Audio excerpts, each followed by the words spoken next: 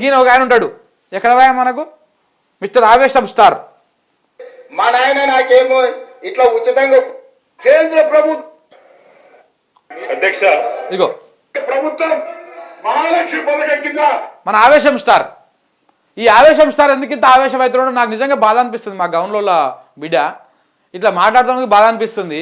కానీ నువ్వు ఎందుకే పొన్నావన్నా నీకు ఎందుకు చెప్పు. అందరూ మంచిగానే ఉంటారు, నేను ముంగలు నొక్కుతారు, ఆ లెక్కకు జరుగుతారు. అన్నిటికీ నువ్వు ఉరుకులాడకు, అన్నింటి నోటితోనూ అబద్ధాలు చెప్పకు. నువ్వు ఉద్యమకారుడివి, తెలంగాణ కోసం ఆ రోజు కొట్లాడినోడివి, నీ మీద గౌరవం ఉంది మా అందరికీ. కానీ అనవసరంగా ఇవాళ అన్నిటికీ ఆవేశపడిపోవడం వల్ల నీ ఇజ్జత్ పోతుంది, నీ మానం పోతుంది. అనవసరంగా పనులు చేయకు. కరీంనగర్ బిడ్డవు, మంచిగా నువ్వు 100% బీసీల బిడ్డవు కాబట్టి మేము అలాంటి మీకు ఎట్లో అటు విధంగా మేము సపోర్ట్ చేస్తూ ఉంటాం. కానీ నువ్వు రేవంత్ రెడ్డి వెనక తీసుకురాకు. మీ మీదకి తుపాకులు పట్టుకొని వచ్చినోడు రేవంత్ రెడ్డి. ఉద్యమ సమయంలో మీ మీదకి తుపాకులు పట్టుకొని వచ్చినోడు రేవంత్ రెడ్డి. ఆ రేవంత్ రెడ్డి నువ్వు ఇలా భుజాన్ని వేసుకొని మోసుకుంటూ వచ్చి మా ముఖ్యమంత్రి గారు మా అది అని చెప్పేసి నువ్వు అనవసరంగా నీకున్నటువంటి పరువుని ఇలువని తీసుకుంటున్నావు. ఉత్తమ్ కుమార్ రెడ్డి ఎందుకు మాట్లాడతాడు రేవంత్ రెడ్డిని సపోర్ట్ చేసుకుంటా?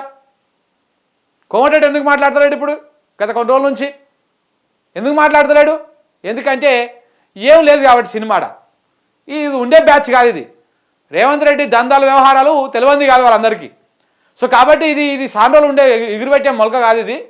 ఈ రాష్ట్రంలో ఒక చరిత్రలో నిలిచిపోదామన్నటువంటి ప్రయత్నం వీళ్ళు చేస్తలేడు. ఏదో ఒకటి ఉన్న రోజులు నడుపుకోవాలా, దొలుపుకోవాలా, అన్న కాడికి దోసుకోవాలన్నటువంటి ప్రయత్నంలో ఉన్నాడు కాబట్టి పెద్దవాళ్ళు అడుచుకుంటలేరు. సో అందుకే నువ్వు కూడా అడుచుకోకు. నేను నిండా ముంచేసిపోతాడు రేవంత్ రెడ్డి గురించి. నీకు తెలియదు, నువ్వు ఆ నిలబడతావు, నేను ఆనాడిని అమ్మేసి ఇగో ఈ పొన్నమని అమ్మేస్తే ఎత్తుకొని పోరు మీరు అని చెప్పేసి అవసరానికి బేరం చేసిపోతాడు. నేను జాగ్రత్తగా ఉండు, అనవసరంగా ఊగి ఆ ఆవేశం స్టార్ని కరెంట్గా బిరుదుగా తెచ్చుకోకు చివరికి.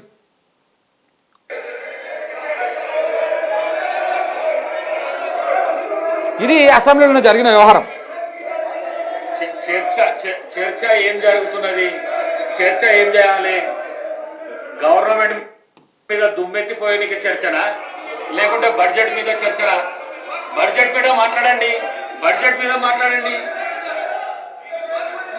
బడ్జెట్ మీద మాట్లాడండి సార్. మీరు అవకాశం చాలా ఆశ్చర్యంగా ఉంది, ఇది చాలా ఆశ్చర్యంగా ఉంది. మీరు first of all union budget లో మీకు మంచి అవకాశం దొరికింది మాట్లాడడానికి. బడ్జెట్ నిన్న పెట్టిన బడ్జెట్ మీద చర్చ జరగాలి. దాన్ని విడిచిపెట్టేసి మీ 10 సంవత్సరాల చరిత్రను చెప్తే ఎట్లా సార్? మీరు దానికి మళ్ళీ ఒకసారి అవకాశం ఇస్తా నేను, మీరు మాట్లాడుతురు. అదాని అంబానీ చర్చ 10 సంవత్సరాలది మొత్తం చెప్తురు. తప్పకుండా చెప్తాం సార్, చెప్తురు. గుజరాత్ మోడల్ చెప్తాం, చోటే బాయ్ బడే బాయ్ చెప్తాం, అదాని గురించి చెప్తాం, అన్ని చెప్తాం. కానీ అధ్యక్ష, మా నిబద్ధతను ప్రశ్నించినప్పుడు అడ్డగోలుగా ముఖ్యమంత్రి గారు మాట్లాడినప్పుడు తప్పకుండా సమాధానం చెప్పాల్సిన బాధ్యత మా మీద ఉంటుంది. వారు సబ్జెక్ట్ లో నేను వారికి ఒకటే చెప్తా ఉన్నా అధ్యక్ష, వారు ఓన్లీ బడ్జెట్ కన్ఫర్మ్ అయి మాట్లాడమని వారే అంటారు. ఏదో చీకటి ఒప్పందాలని ముఖ్యమంత్రి గారు మాట్లాడతారు, విలీనాలని ఉప ముఖ్యమంత్రి గారు మాట్లాడతారు. మీ ఇద్దరికి నేను స్పష్టంగా చెప్తా ఉన్నా, ఈ వేదిక ద్వారా చెప్తా ఉన్నా, ఎలాంటి చీకటి ఒప్పందాలు చేసుకోవాల్సిన దౌర్భాగ్యం మాకు లేదు. ముమ్మాటికి తెలంగాణ ప్రజల పక్షాన బ్రహ్మాండంగా ఇక్కడే ఉంటాం, గొంతు విప్పుతాం, మిమ్మల్ని అడుగడుగున ఎండగడతాం. 6 గ్యారంటీలు ఏవైతే ఇవాళ కేంద్ర బడ్జెట్ మీద లేకపోతే కేసీఆర్ ప్రభుత్వం మీద నెపం వేసి తప్పించుకోవాలని మీరు ఏదైతే ఇవాళ ఒక డ్రామా చేస్తున్నారో తప్పకుండా దీన్ని ఎండగడతామనే మాట కూడా విజ్ఞప్తి చేస్తాం. వదిలిపెట్టాం, 6 గ్యారంటీలు అమలయ్యేదాకా వదిలిపెట్టాం. ప్రజల తరఫున అడుగుతూనే ఉంటాం, కడుగుతూనే ఉంటాం. ఆ విషయంలో మీరు ఎట్టి పరిస్థితుల్లో ఆలోచన కూడా చేయాల్సిన అవసరం లేదు. అదే ఇంకెక్కడ 6 గ్యారెంటీలు ఎటు ఎప్పుడో పోయినాయి, అవన్నీ గాలి గడిచిపోయినాయి ఎప్పుడో. అవి 6 గ్యారెంటీలు. ముఖ్యమంత్రి గారికి సహనము, సంయమనము, ఓపిక ఉండాలి అధ్యక్ష. మాటి మాటికి ఓపిక కోల్పోయి ఈ రన్నింగ్ కామెంటరీ అవసరం అధ్యక్ష. అధ్యక్ష, నేను కూడా అనొచ్చు అధ్యక్ష, పేమెంట్ కోటాలో ముఖ్యమంత్రి పదవి కొట్టేసిన నేను కూడా మాట్లాడడం, మేము కూడా మాట్లాడతాం. అయ్యల పేర్లు చెప్పి పదవులు అంటే రాహుల్ గాంధీని అంటుండా, రాజీవ్ గాంధీని అంటుండా నాకు తెలియదు అధ్యక్ష.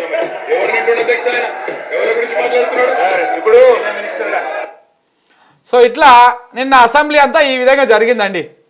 అద్భుతమైనటువంటి ప్రసంగము ఈ విధంగా జరిగింది. ఢిల్లీలో దీక్ష చేయి, నువ్వు ఆ దీక్ష చేస్తే మేము అందరం సపోర్ట్ చేస్తామని చెప్పేసి నిన్న బీఆర్ఎస్ వాళ్ళు మాట్లాడారు. ఆ దీక్ష గురించి ఈ దీక్ష గురించి కాంగ్రెస్ వాళ్ళు మాట్లాడారు. ఇదంతా జరిగింది. అనవసరంగా సబ్జెక్టు తక్కువ అయిపోయింది నిన్న. అంటే సబ్జెక్టు మీన్స్ అంటే రేవంత్ రెడ్డి గారు చర్చను మొత్తానికి, సభను మొత్తానికే వేరే సైడ్ తీసుకుపోతా ఉన్నారు. ఆయన ముఖ్యమంత్రిగా ఉండి విషయానికి మాత్రమే కన్విక్ట్ అయి మాట్లాడితే అక్కడికి చర్చ ఉంటుంది. అది కాకుండా మళ్ళీ ఈ రాజకీయము ఆ ఫ్యామిలీ పాలిటిక్స్ కోట ఈ కోట మేనేజ్మెంటు పేమెంటు అంటే మొత్తానికి సినిమా మారిపోతుంది, మొత్తం వేరే తిరిగి అవుతుంది చర్చ అంతా. సో ఆ విధంగా మొత్తము రకరకాలుగా తిరిగింది. మధ్యలో